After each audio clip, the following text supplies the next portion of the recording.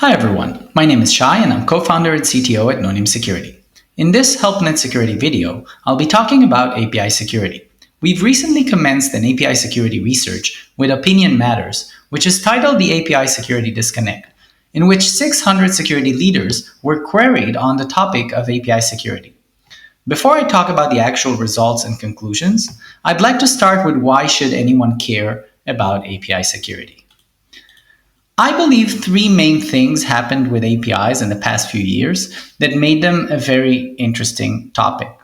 The first thing that happened is that APIs became mission critical.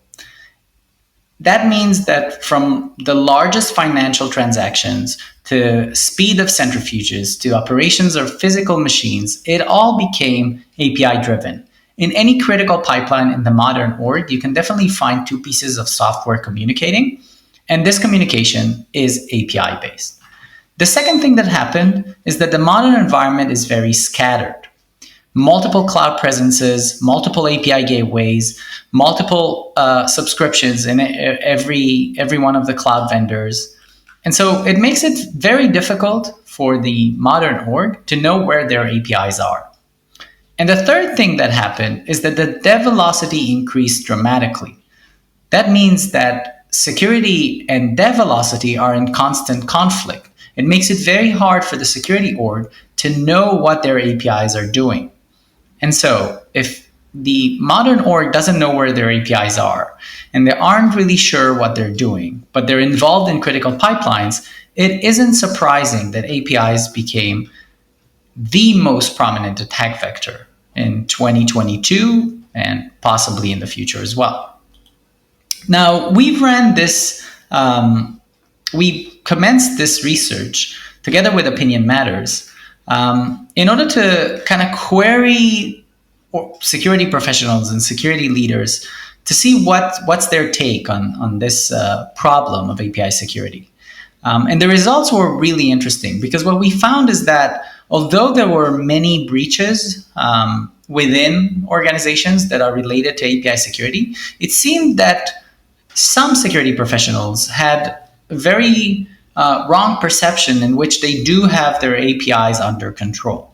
And so, for example, if we go through some of the findings, 76% had experienced an API security incident in the last 12 months.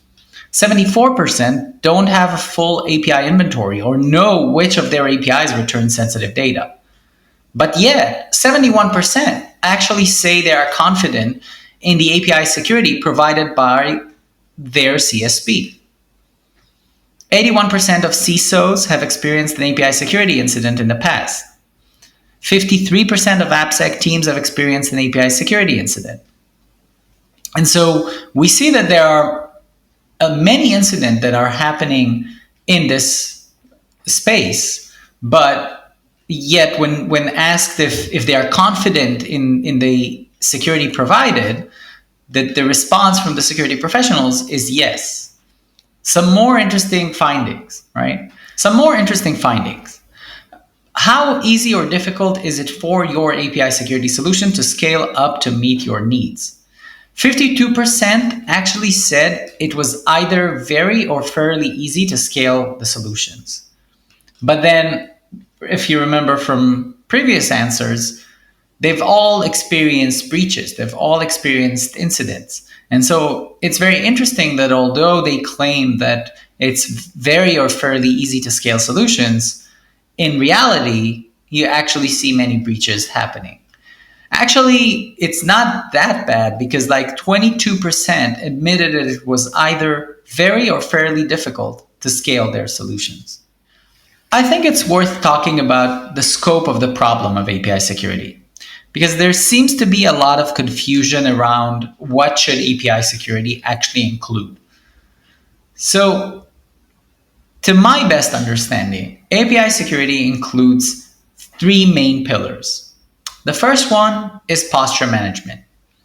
The idea is your API catalog. What type of data are your APIs sending or receiving? Who owns them? When were they last updated? When were they last seen? And most importantly, are they configured properly? So if you have a misconfiguration, you want to fix that before you have a problem in real time, right? You want to de-risk yourself from ever needing to react to real-time threats.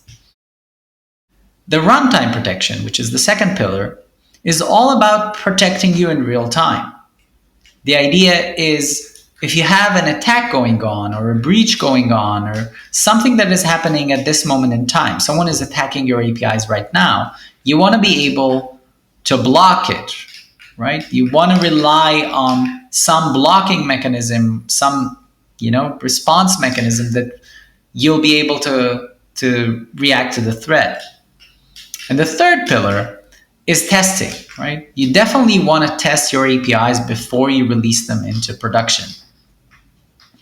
The reason for that is while you're fixing problems that were found in your posture or problems that are happening in real time, you don't want new APIs to be introduced into your environment and then introducing new vulnerabilities with them, right? Because the whole idea is that once you solve that problem, you don't have to reiterate through it again and again and again.